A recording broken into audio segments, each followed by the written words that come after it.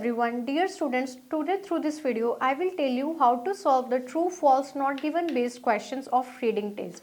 As I said you in my previous video that before attempting the reading question you should follow the technique, and the name of the technique is RUP method, because this method will help you in solving the question in smart way with accuracy.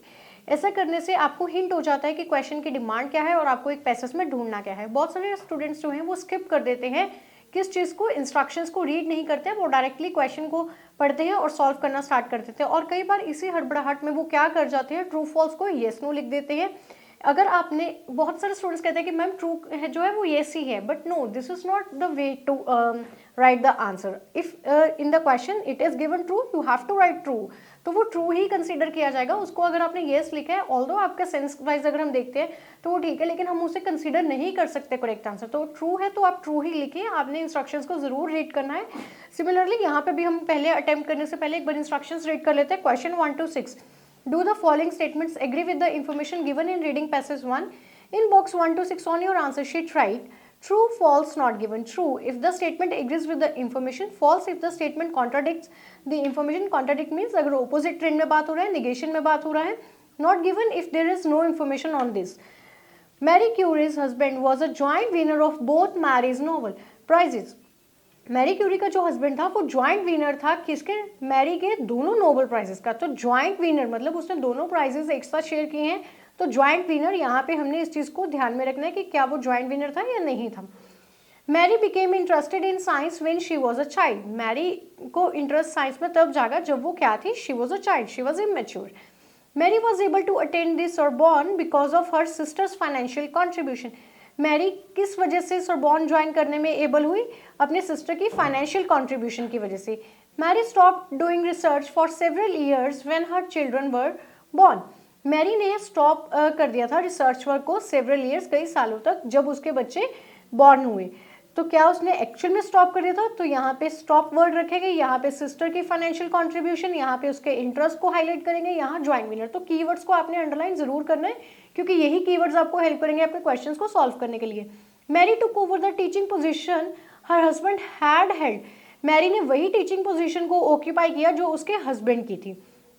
Mary sister Bronia studied the medical uses of radio activity.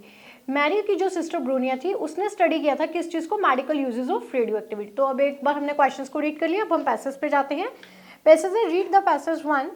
You should spend 20 minutes on question 1 to 13 which are based on the reading passage 1, but no, we will spend 17 minutes so that we can able to compile our reading in 51 minutes and we can save 9 minutes for those questions which we are failed to solve or which are we are not sure that they are correct or not. तो हमने 9 minute save करके ही रखने हैं, हमने 51 minute में अपने reading को complete करना है क्योंकि एग्जाम प्रेशर भी रहता है.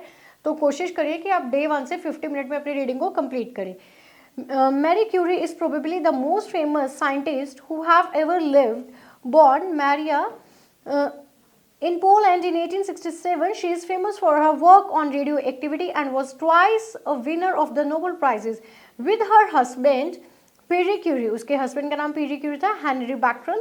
ये कौन थे, ये एक इंजीनियर थे, फिजिक्स इंजीनियरिंग थे, ठीक है. She was awarded the 1903 Nobel Prize for Physics and was then sole winner of 1911 Nobel Prize for Chemistry.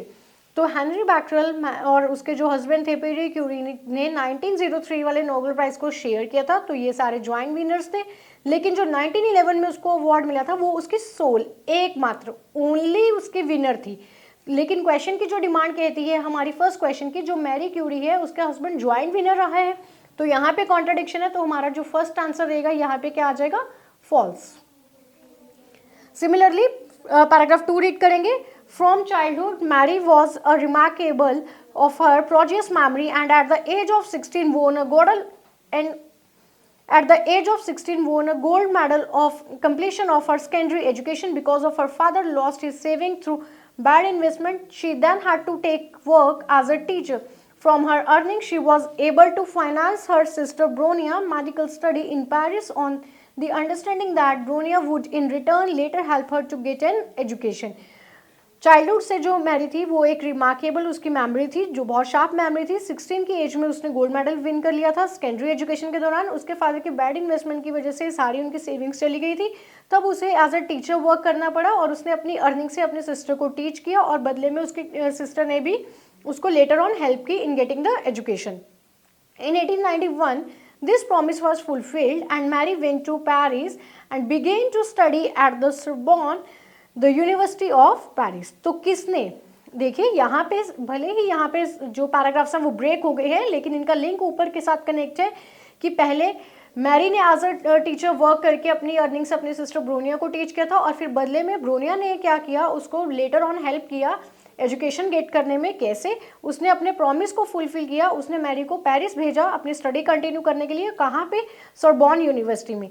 तो यहाँ से अगर हम चेक करते हैं क्वेश्चन नंबर 3, मुझे यहाँ पे याद है कि मैंने सिस्टर्स के फाइनेंशियल कंट्रीब्यूशन के बारे में कीवर्ड रीड किया था। Mary was able to attend the Sorbonne because of her sister's financial contribution. Yes, it's true, यहाँ पे भी यही बात हुई है, थोड़ा सा रिफ्रेश किया गया। तो यहाँ से अगर मैं देखती हूँ तो मेरा फर्स्ट क्वेश्चन और 3 क्वेश्चन सिर्फ 3 पैराग्राफ से इजीली सॉल्व हो गए हैं और यही बेनिफिट रहता है कि हम RUP मेथड जब फॉलो करते हैं। So the answer is true. She often worked far into night and lived on little more than bread and butter and tea. She came first in the examination in the physical sciences in 1893 and in 1894 was placed second in the examination in the mathematical sciences. It was not until the spring of that year she was introduced to Pierre Curie. Their marriage in 1895 marked the start of a partnership that was soon to achieve results of world significance following Henry Becquerel's discovery of 1896 of a new phenomena which Mary later called radioactivity. Marie Curie decided to find out if the radioactivity discovered in uranium was to be found in other elements. She discovered that it was true for thorium. तो एक और element के लिए उसने इस study को true proof किया था, थोरियम था। जो हेनरी बैक्टेरियल ने किया था उसको मैरी क्यूरी ने क्या नाम दिया था, उसने नाम दिया था रेडियो एक्टिविटी। और जो मैरी क्यूरी की मैरिज थी वो कब हुई थी, 1895 में। Turning her attention to minerals, she found her interest drawn to pitchblende, a mineral whose radioactivity superior to that of a pure uranium could be explained only by the presence in the ore of small quantities of an unknown substance of very high activity। यहाँ पे अभी तक हमारे लिए कुछ भी pitchblende के बारे में बात नहीं हुई है, तो हम यहाँ पे स्किप कर सकते हैं इसको।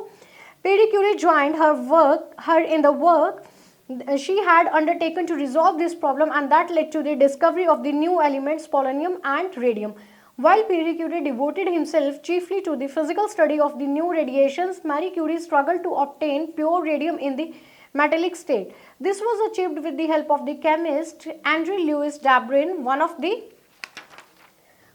Pierre Curie's pupils. Pupils means उसका ही स्टूडेंट था, ठीक है। pupil स्टूडेंट का सिनोनिम है, it's not a plural form of people, तो यहाँ पे कंफ्यूज नहीं होना है। Based on the result of this research, Marie Curie received her doctorate of science, and in 1903 Marie and Pierre shared with Becquerel the Nobel Prize for Physics for the discovery of radioactivity।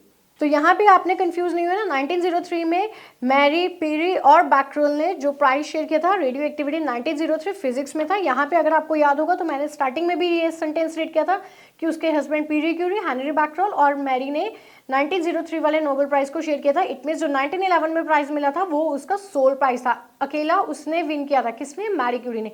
तो यहाँ से भी मेरा जो question first है वो और भी ज़्यादा श्योर हो जाता है कि मैंने फर्स्ट का जो आंसर किया है वो करेक्ट मार्क किया है। आइए आगे कंटिन्यू करते हैं।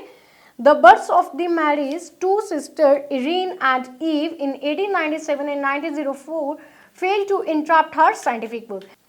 बर्थ हुआ किसका, इरीन का 1897 में और ईव का 1904 में हुआ, जो क्या थे, असमर्थ थे उसको रोकने के लिए, किसको, मैरी क्यूरी को, उसके साइंटिफिक वर्क से। तो अगर यहाँ से हम चेक करते हैं question number 4, Marie stopped doing research for several years when her children born. No, again contradiction हो रही है क्योंकि वो तो कह रहे हैं फेल टू इंटरप्ट, असमर्थ थे उसको रोकने के लिए, और यहाँ पे कह रहे हैं कि उसने स्टॉप कर दिया था अपना research work several years after the birth of her children. तो कॉन्ट्राडिक्शन होने की वजह से जो हमारा क्वेश्चन 4 है उसका आंसर क्या बन जाएगा, false. She was appointed lecturer in physics at the École Normale Supérieure for Girls in Sierre, France 1900 and introduced a method of teaching based on experimental demonstrations. In December 1904, she was appointed chief assistant in the laboratory directed by the Pierre Curie.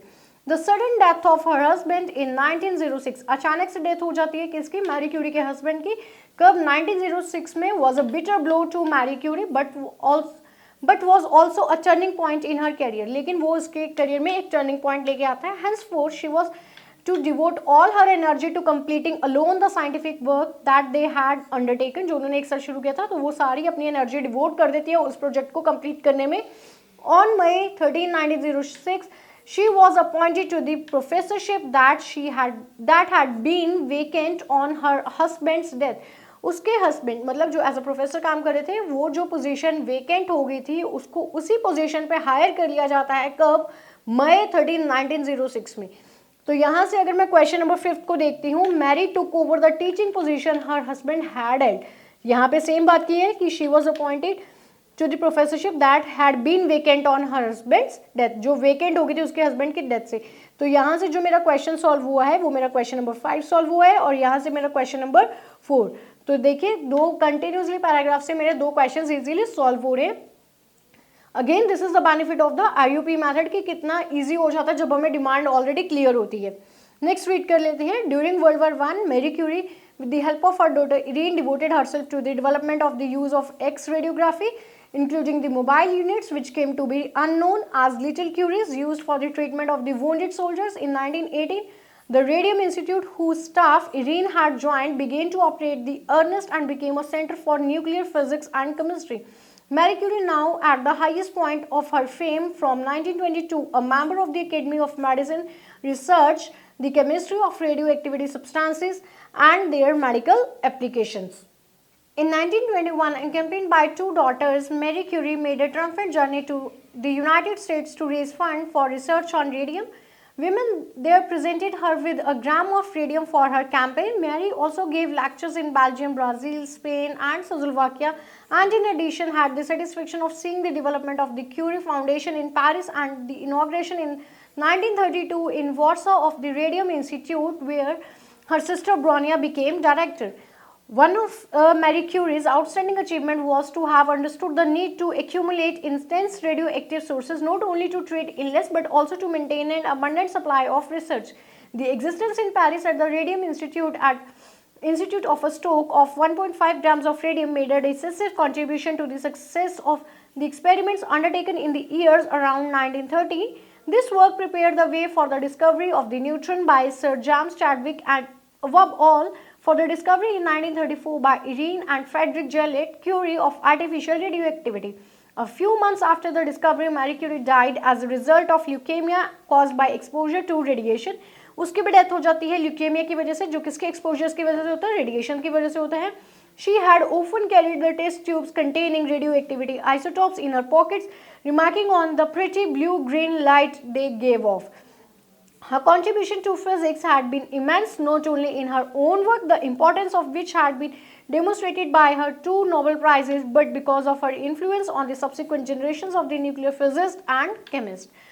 तो students यहाँ पे ये read करने का logic क्या था, मुझे पता था कि ये क्वेश्चन मुझे नहीं मिला है, ये नॉट गिवन है, फिर भी श्योरिटी के लिए रिस्क नहीं लिया है मैंने स्कोर्स को लेके, अपने क्वेश्चंस के लेके। यहाँ पे स्कोर भी खराब हो सकता था, इसलिए आपने सारा पैसेज को गो थ्रू ज़रूर करना है। ओवर कॉन्फिडेंट होकर आपने इसको एडवांस में नोट गिवन नहीं मार्क करना है, क्योंकि एकेडमिक रीडिंग में कई बार जो क्वेश्चंस होते हैं इनकी जो सीक्वेंस होती है, इनकी जो लोकेशन की सीक्वेंस होती है वो कई बार जंबल भी हो सकती है।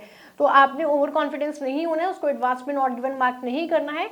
I advise you to read the whole passage before marking the answer as a not given.